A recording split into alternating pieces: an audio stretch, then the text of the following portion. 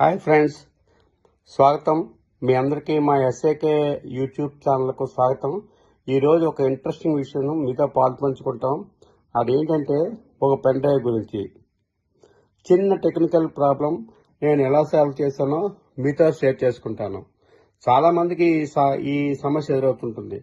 కారులో pen drive పెడితే songs play అవటం లేదు, కానీ కంప్యూటర్లోకి వెళ్ళి కనెక్ట్ చేస్తే ఆ ఫైల్స్ అన్నీ కనిపిస్తున్నాయి, కంప్యూటర్లో కూడా ప్లే అవుతున్నాయి.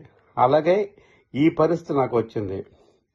నాకున్న పెన్ డ్రైవ్ను నా కారు యూఎస్బీకి పెట్టాను, కానీ ఎన్ని MP3 సాంగ్స్ ఉన్నా కారు ఆడియో సిస్టమ్ ఏ సాంగ్ని ప్లే చేయనివ్వటం లేదు.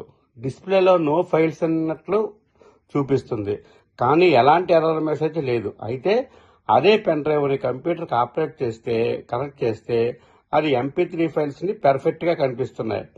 తర్వాత కాస్త గమనించా, నా పెన్ డ్రైవ్ ఫార్మేటు NTFSలో ఉంది. చాలా కార్స్, ఎస్పెషల్లీ వాల్డర్ మోడల్స్ కార్లు NTF ఫార్మేట్ను సపోర్ట్ చేయటం లేదు. అవి మోస్ట్లీ FAT32లోనే పెన్ డ్రైవ్ ఎక్స్పెక్ట్ చేస్తున్నాయి.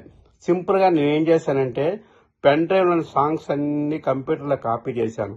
తర్వాత పెన్ డ్రైవ్ను ఫార్మేట్ చేశాను. ఫార్మేట్ విండోస్లో ఫైల్ సిస్టంలోని FAT32 లేదా ఫ్యాట్ ఎంచుకున్నాను. ఫార్మేట్ అయ్యాక మళ్ళీ సాంగ్స్ పెన్ డ్రైవ్లో కాపీ చేశాను. ఇంకొంచెం తర్వాత పెన్ డ్రైవ్ను మళ్ళీ కారు యూఎస్బీలో కనెక్ట్ చేశాను.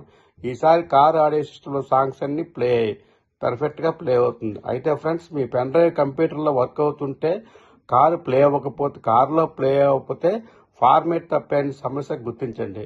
మీ పెన్ డ్రైవ్ని FAT32 లేదా EXFATలో ఫార్మేట్ చేసి సాంగ్స్ని కాపీ చేస్తే చాలా కార్స్లో పనిచేస్తుంది. ఇలాంటివి మీకు ఉపయోగపడితే ఈ వీడియోకి లైక్ చేయండి. మా ఎస్ఏకే అప్డేట్స్ ఛానల్ని సబ్స్క్రైబ్ చేయండి. మీకు ఎలాంటి కార్ మోడల్స్ ఆడియో సిస్టమ్ ఉందో కామెంట్ రూపంలో రాయండి. ఇది కొంతమందికి ఉపయోగపడుతుంది. Thank you for watching.